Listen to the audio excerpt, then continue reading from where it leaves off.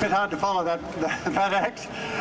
But I woke up this morning and went out to, I felt that I needed a dose of aggravation and despair, I suppose. So I went out and bought the Courier Mail. And the one thing you can bank on with the Courier Mail is it won't disappoint you if that's your motive. And sure enough, what do I see in the front of the Courier Mail? LNP line up to sue extremist anti-Newman broadcaster. Legal shock for Jock, whatever that means. And of course they're talking about Alan Jones. And they're talking about him as though he's a left-wing extremist. I mean, I don't agree with much that Alan says, but if there's one thing I agree on, though, with him, it's everything he has to say about mining and about democracy in Queensland and about this LNP government. He is spot on, everything that he says. The extremists in this situation are not Alan Jones, it's the LNP government. And the fact that it's the Courier Mail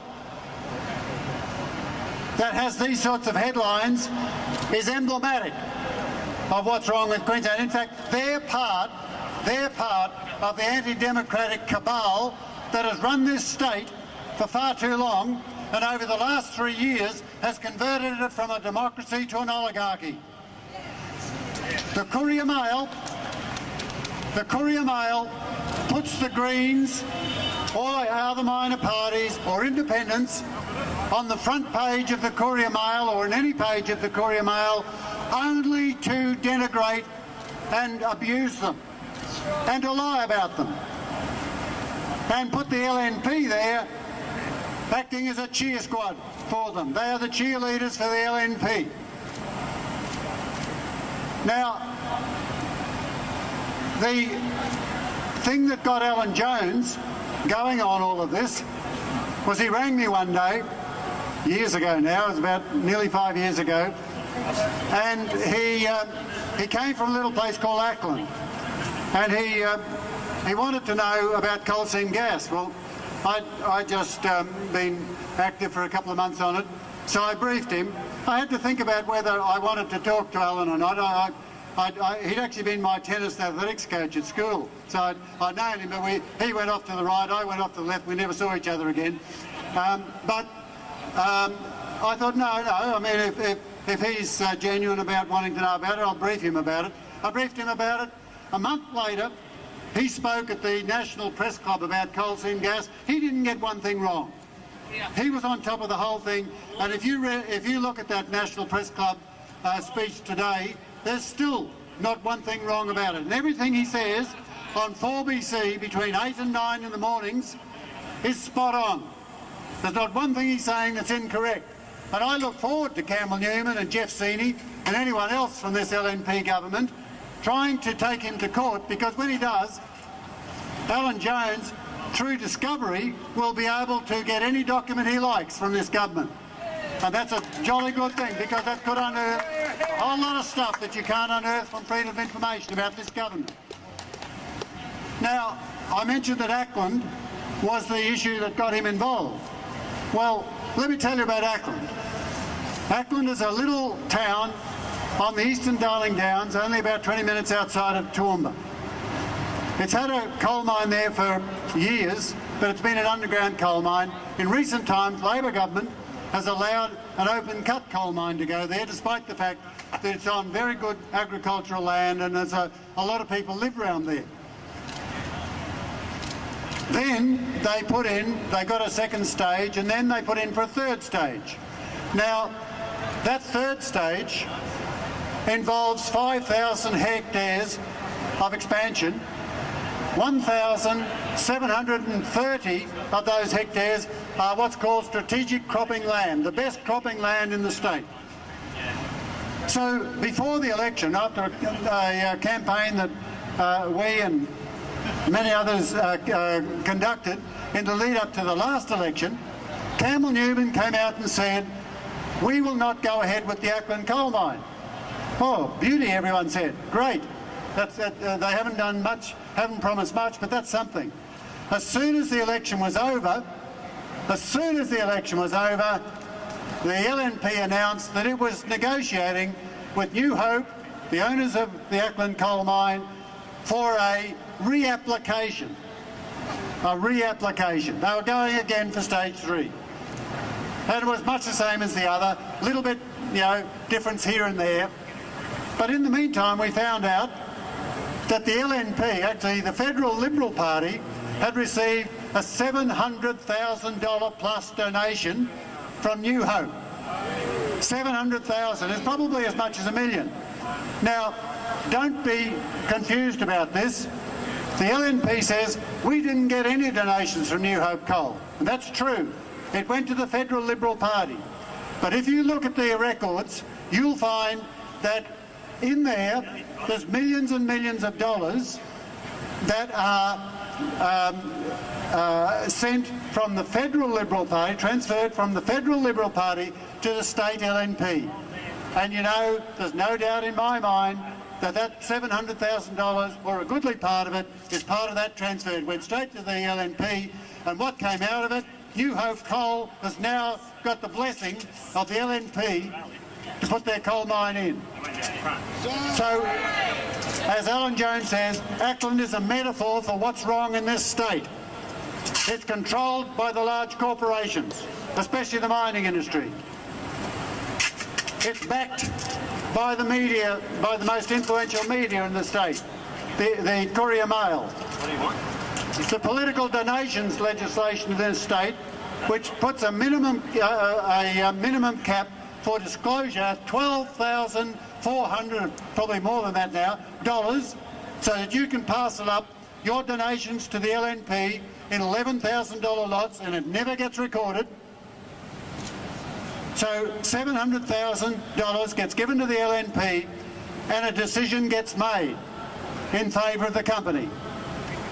Now, as Alan Jones says, it's a metaphor. And it's a metaphor because that's repeated time and time and time again around Queensland, in the Galilee Basin, where an Indian thug called Adani wants to put the biggest coal mine in Australia.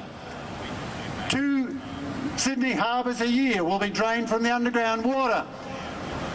And that coal mine, like every other coal mine and coal seam gas, can take as much water as they like, and they don't have to pay for 1 cent of it. Not one. On the driest inhabited continent on Earth, these companies can get as much water as they like for nothing. The Great Barrier Reef is in danger. I've got to be fair, the Labor Party started it. They were the ones who wanted to put all the Galilee Basin and the coal ports in the first place. Fortunately, they've stepped back from that position in this election. But the LNP is going gangbusters. They don't care. They are a one-idea government. Their idea is you've got to eliminate all obstructions from the big end of town. And when I say the big end of town, I just don't mean Brisbane. I also mean London, and I mean Tokyo, and I mean Beijing and New York. Because they're the big end of town. In all of those towns, through the corporations, rule this government here in Queensland, especially through the political donations. And Newman cannot even sign up to the very, very broad principles that Tony Fitzgerald enunciated just a couple of days ago. Broad principles that said, we want democratic governance, we want accountability, we want no corruption. He wouldn't sign on. He wouldn't sign on to that. This is an outrageous government. I've been a fighter against corruption and for other things for over 40 years in this state. I've lived all my life in this state. I've never seen anything like this government. I mean, I thought Pajelka Peters, he was bad enough. He was just a thug. These people, are just sophisticated, big end of town oligarchs. And if they are allowed to continue as they are, then they are going to undermine the democracy that I hold really dear, and many other people hold really dear. But what I really want to leave this rally with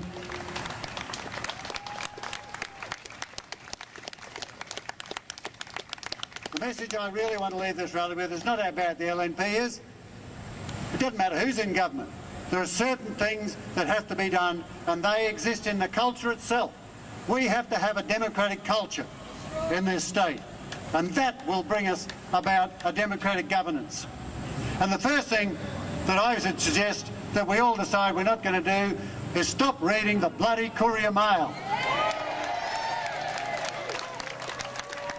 Don't buy it, don't read it, and while you're at it, don't read any other Murdoch paper as well.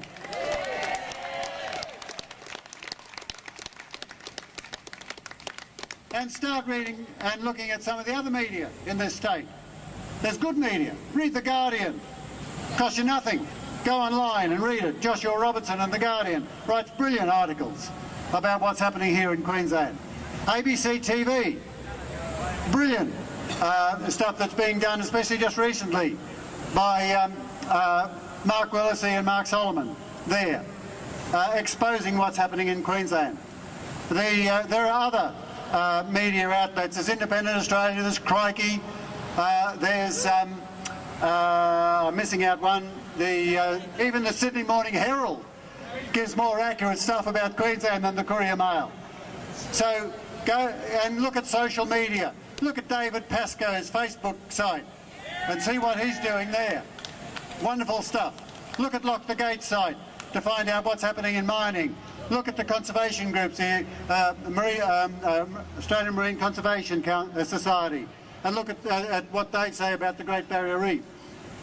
Go to the alternative sources, find out, because knowledge is the basis of a democratic culture. But we need to do more than that. If the LNP gets back after this election, we do not sink into despair. We fight. We fight.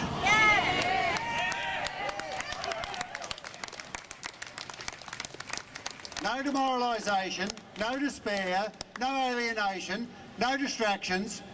We need to take the fight into the community. That's where you fight, and that's where you win against oligarchs and people who have no feeling for democracy. Into the community. And when we do that, we have to be inclusive. Let's have none of this, self-righteous ghetto mentality that I'm afraid I and others in the left have been guilty of in the past. We have to be inclusive. We have to see people like the lawyers and the doctors and the farmers and various other people who haven't normally been a part of the democratic opposition in this state. They are part of a movement that will restore democracy to this state. And I applaud the judges and the lawyers and the doctors and the farmers who have stood up in this state over the last 3 years and fought this government. I applaud them. They are true Democrats and they're brave.